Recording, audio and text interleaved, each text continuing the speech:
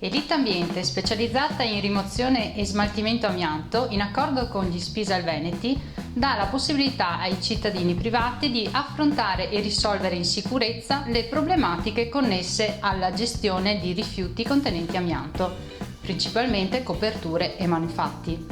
Per le coperture fino ai 75 m² e i 3 metri di altezza, e per i manufatti come tubi e vasche fino ai 1000 kg, Elitambiente fornisce un kit con tutto il necessario per poter operare in sicurezza e rimuovere il materiale in autonomia.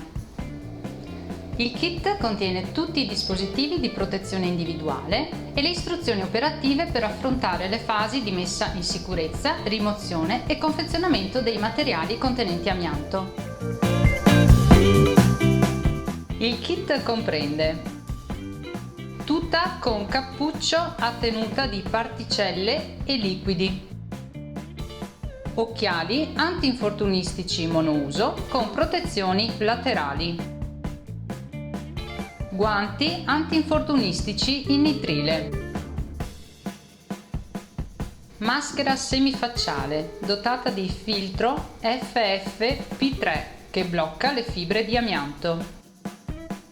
Soluzione di vernice incapsulante per bloccare le fibre. L'incapsulante in bottiglia va diluito al 50% con acqua e dopo aver inserito la cannuccia con spruzzino si inizia a spruzzare sopra e sotto le lastre prima della rimozione.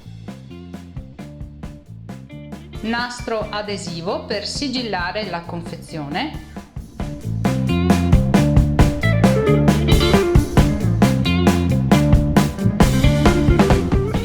Sacco per i dispositivi di protezione individuali contaminati. Etichetta adesiva per identificare che il nylon racchiude materiale contenente amianto. All'interno del kit troverete anche il libretto di istruzioni.